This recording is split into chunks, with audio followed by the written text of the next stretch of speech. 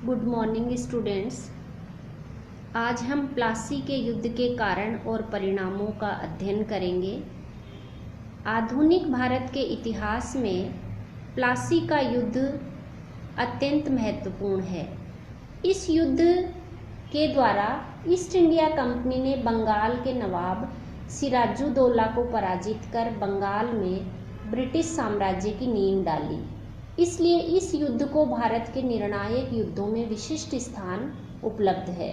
बंगाल मुगल साम्राज्य का एक अभिन्न अंग था, परंतु औरंगजेब की मृत्यु के बाद उसके विभिन्न प्रांतों ने अपनी स्वतंत्रता की घोषणा कर दी और अलीवर्दी खां ने बंगाल पर अपना अधिकार कर लिया। अलीवर्दी खां का कोई पुत्र नहीं था, सिर्फ 3 पुत्रियां थी और उन्हीं पुत्रियों में से एक के पुत्र सिराजुद्दौला को उसने अपना उत्तराधिकारी नियुक्त किया था। सिराजुद्दौला 1756 में अलीवर्दी खां की मृत्यु के बाद बंगाल का नवाब बना। शुरू से ही ईस्ट इंडिया कंपनी के साथ उसका संघर्ष अवश्यंभावी हो गया और 1757 को दोनों के बीच युद्ध लड़ा गया, जो प्लासी के युद्ध के नाम से जाना जाता है। इस युद्ध के अनेक कारण थे, अनेक परिस्थितियां थी, जिन्हें हम अलग अलग बिंदुओं के रूप में देखेंगे। सबसे पहले हम देखते हैं आंतरिक संघर्ष। गद्दी पर बैठते ही सिराजुद्दौला को शौकतगंज के संघर्ष का सामना करना पड़ा, क्योंकि शौकतगंज नवाब बनना चाहता था। इसमें घसीटी बेगम तथा उसके दीवान राजवल्लभ और मुगल सम्राट का समर्थन उसे प्राप्त था। इसलिए सिराजुद्दौला ने सबसे पहले उस आंतरिक संघर्ष को सुलझाने का प्रयास किया, क्योंकि इसी के चलते बंगाल की राजनीति में अंग्रेजों का हस्तक्षेप बढ़ता जा रहा था। नवाब ने शौकतगंज की हत्या कर दी और इसके पश्चात उसने अंग्रेजों से मुकाबला करने का निश्चय किया। प्रारंभ से ही अंग्रेजों की आंखें बंगाल पर लगी हुई थी, क्योंकि बंगाल एक उपजाऊ और धनी प्रांत था। अगर बंगाल पर कंपनी का अधिकार हो जाता तो उसे अधिक से अधिक धन कमाने की आशा थी। इतना ही नहीं, वे हिंदू व्यापारियों को अपनी ओर मिलाकर उन्हें नवाब के विरुद्ध भड़काना शुरू किया। नवाब इसे पसंद नहीं करता था। अब हम देखते हैं व्यापारिक सुविधाओं का उपयोग। मुगल सम्राट के द्वारा अंग्रेजों को निःशुल्क सामुद्रिक व्यापार करने की छूट मिली थी, लेकिन अंग्रेजों ने इसका दुरुपयोग करना शुरू किया। वे अपना व्यक्तिगत व्यापार भी निःशुल्क करने लगे और देशी व्यापारियों को बिना चूंगी दिए व्यापार करने के लिए प्रोत्साहित करने लगे। इससे नवाब को आर्थिक क्षति पहुंचती थी। नवाब इसे पसंद नहीं करता था। उन्होंने व्यापारिक सुविधाओं के दुरुपयोग को बंद करने का निश्चय किया, तो अंग्रेज संघर्ष पर उतारू हो गए। अगला बिंदु हम देखते हैं अंग्रेजों द्वारा किलेबंदी। इस समय यूरोप में सप्तवर्षीय युद्ध छिड़ने की आशंका थी, जिसमें इंग्लैंड और फ्रांस एक दूसरे के विरुद्ध लड़ने वाले थे। अतः दूसरे देश में भी जो अंग्रेज और फ्रांसीसी थे, उन्हें युद्ध की आशंका थी। इसलिए अपनी अपनी स्थिति को मजबूत करने के लिए उन्होंने किलेबंदी शुरू कर दी। नवाब इसे बर्दाश्त नहीं कर सकता था। अंग्रेजों द्वारा सिराजुद्दौला को नवाब की मान्यता नहीं देना।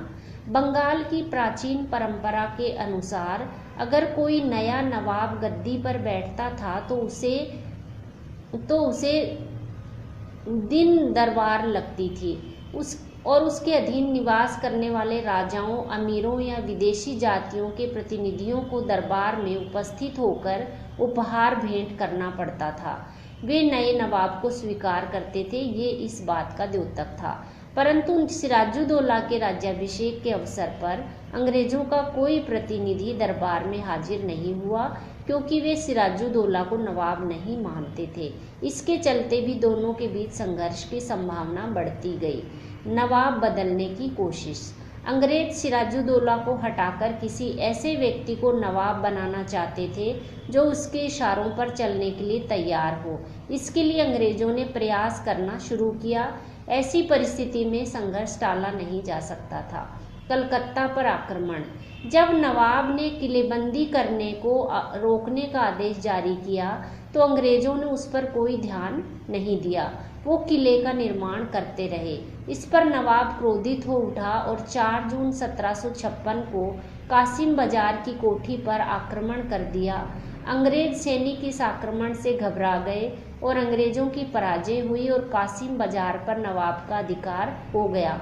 इसके बाद नवाब ने शीघ्र ही कलकत्ता के फोर्ट विलियम पर आक्रमण किया और यहाँ अंग्रेज सैनिक भी नवाब के समक्ष टिक नहीं पाया। इस पर भी नवाब का अधिकार हो गया। इस युद्ध में काफ़ी अंग्रेज सैनिक गिरफ्तार किए गए।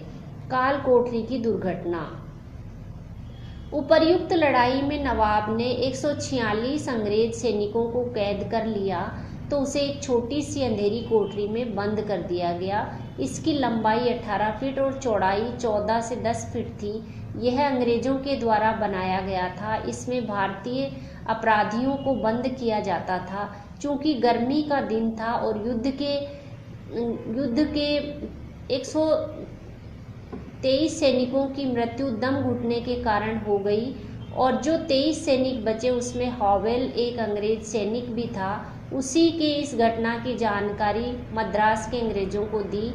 इस दुर्घटना को काल कोठरी की दुर्घटना के नाम से जाना जाता है। इसके चलते अंग्रेजों का क्रोध भड़का और वे नवाब के विरुद्ध युद्ध की तैयारी करने लगे।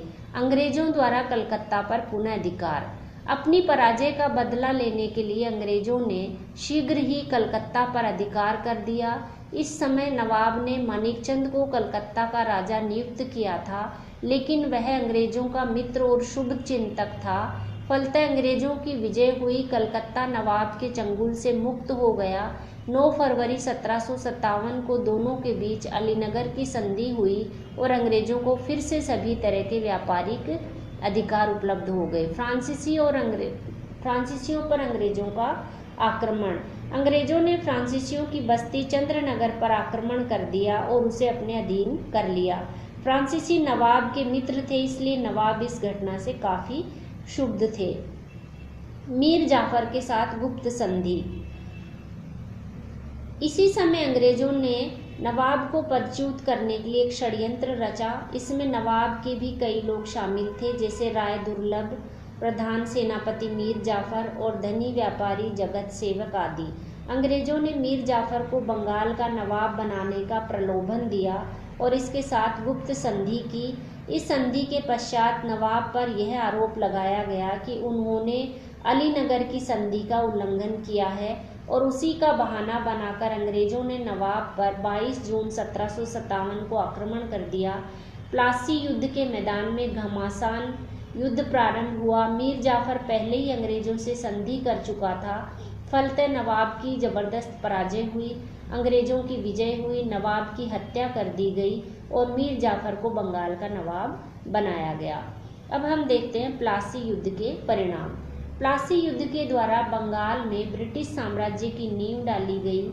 अंग्रेजों ने नया नवाब बनाया। प्लासी का युद्ध वास्तव में कोई युद्ध नहीं था, यह एक षड्यंत्र और विश्वासघात का प्रदर्शन था।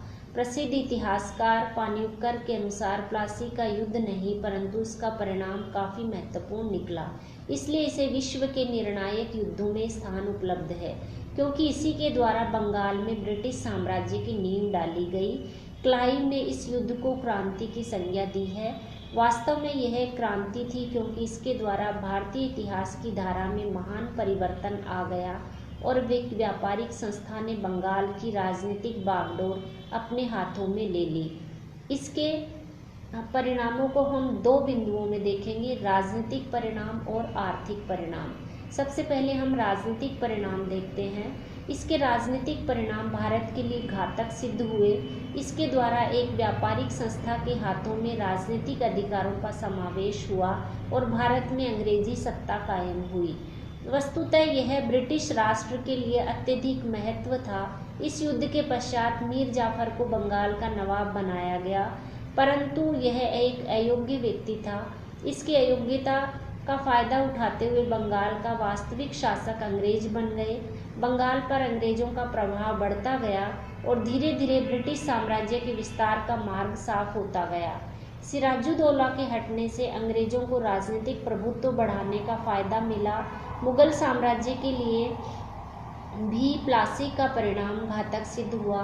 बंगाल से प्रतिवर्ष मुगल शासक को अच्छी आमदनी होती थी, लेकिन अब यह आमदनी समाप्त हो गई। अंग्रेजों को भारतीय नरेशों की कमजोरी की जानकारी मिल गई। भविष्य में उन्होंने इसका काफ़ी फायदा उठाया और उत्तरी भारत की विजय का मार्ग प्रशस्त हुआ। अब हम देखते हैं इसके आर्थिक परिणाम। इस युद्ध के द्वारा अंग्रेजों को काफ़ी आर्थिक लाभ पहुंचा। मीर जाफर ने कंपनी को 1,17,00,000 रुपए दिए, जिससे कंपनी की आर्थिक स्थिति काफ़ी मजबूत हो गई। बंगाल की लूट से भी उसे काफ़ी धन हाथ लगा। कंपनी के कर्मचारियों को 12.5 लाख रुपए मिले। क्लाइव को 2,24,000 रुपए मिले। इस युद्ध के पश्चात कंपनी धीरे धीरे जागीरदार बंगाल में दीवान बन गई। इस प्रकार इसके द्वारा भारत में ब्रिटिश साम्राज्य की नींव डाली गई।